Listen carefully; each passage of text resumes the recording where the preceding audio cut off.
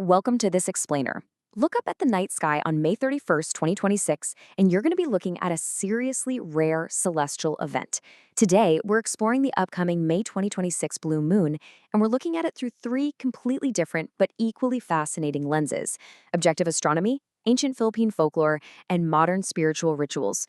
Whether you're a dedicated stargazer, a history buff, or just someone looking to harness a little bit of that lunar energy, there is something absolutely captivating about how we humans interact with our closest cosmic neighbor. So, here's our game plan for today.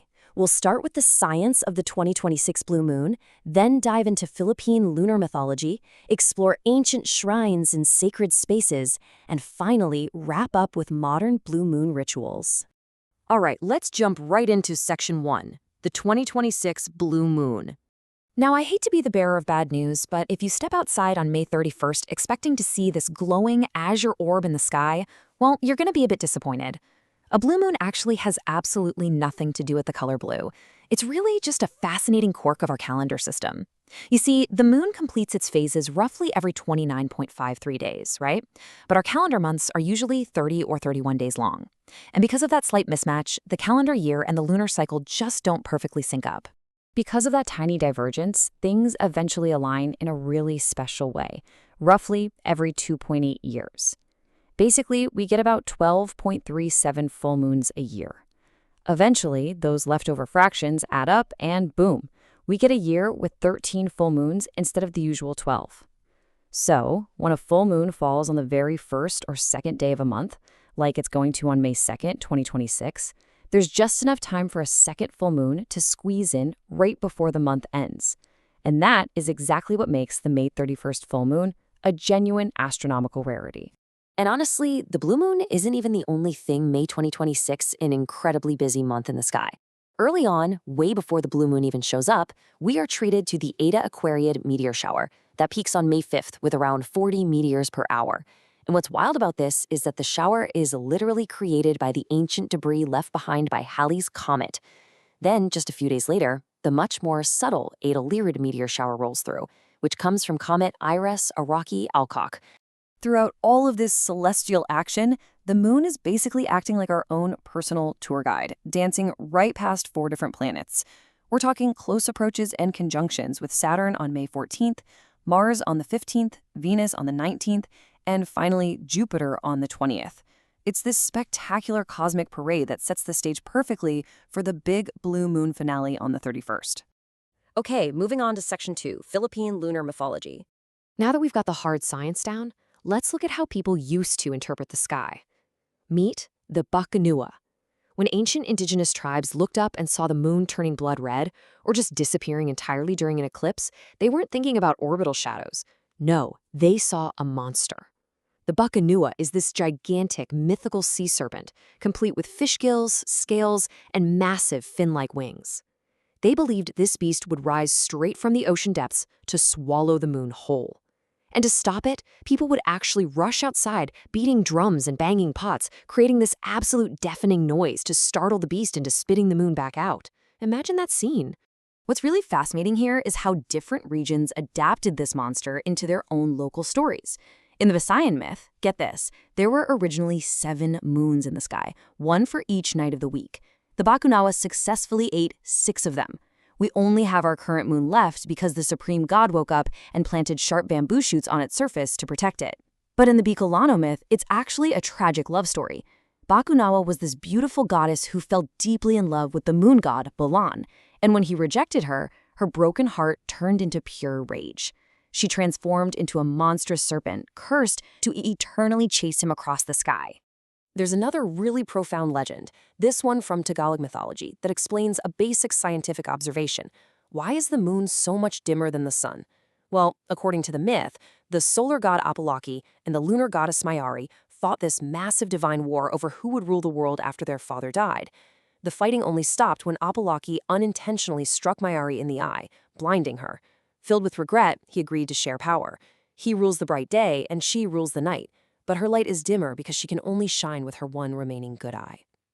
So, with these incredibly powerful stories of the Bakunawa, Bulan, and Mayari in mind, it begs the question, right? Where did the people actually go to honor these celestial beings? How did they connect the earth to the sky? Let's dive into Section 3, Shrines and Sacred Spaces, to find out. When the Spanish colonizers first arrived in the Philippines, they noted a pretty distinct lack of those massive, stone, Western-style temples. But that absolutely didn't mean ancient Filipinos lacked places of worship. Instead, they worshipped at natural shrines. They recognized this immense, raw spiritual power inherent in the landscape itself.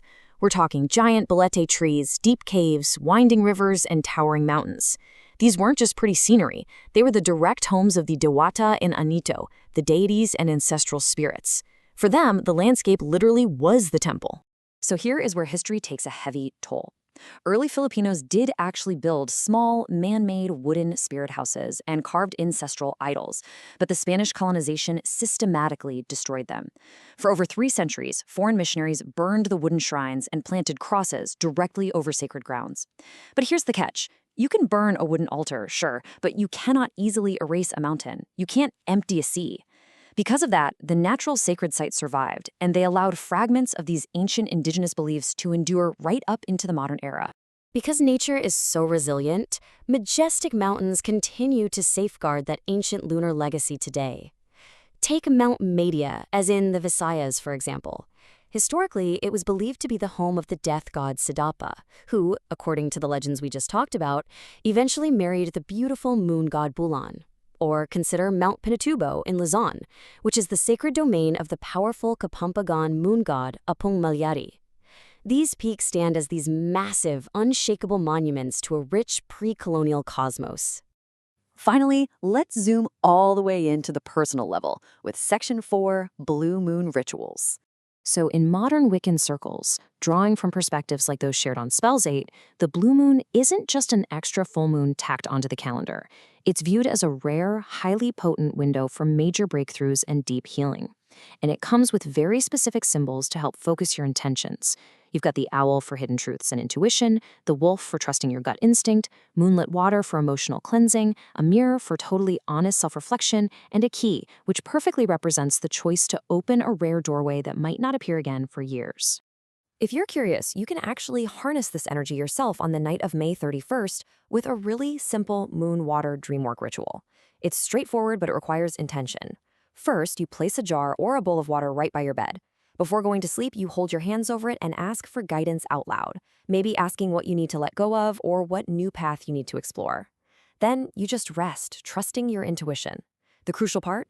When you wake up, write down whatever you remember immediately. Dreams, colors, feelings. It's a way of tapping directly into that subconscious clarity the blue moon is known for. Or, if you practice divination, the blue moon is absolutely perfect for a special 4-card tarot spread. This breaks down a complex reading into 4 equally actionable areas of your life. Card 1 represents a rare opportunity opening up for you. Card 2 highlights what actually deserves your devotion and long-term energy. Card 3 identifies what lingering habit or fear you desperately need to release. And finally, Card 4 dictates the specific action you need to take before the next blue moon rolls around. Ultimately, the idea here is to use this rare cosmic event as a powerful catalyst for positive, intentional progression in your life. Whether you approach the May 31st blue moon as a fan of orbital mechanics, a student of Philippine mythology, or a modern spiritual practitioner, the underlying theme is exactly the same. It's a moment to pause and reflect. Because, let's be real, after May 2026, we are not going to see another monthly blue moon until December 2028. So I want to leave you with a question directly inspired by all this. When you step outside on May 31st and you look up at that brilliant second full moon, ask yourself, what rare doorway is opening up for you right now? And more importantly, are you ready to step through it?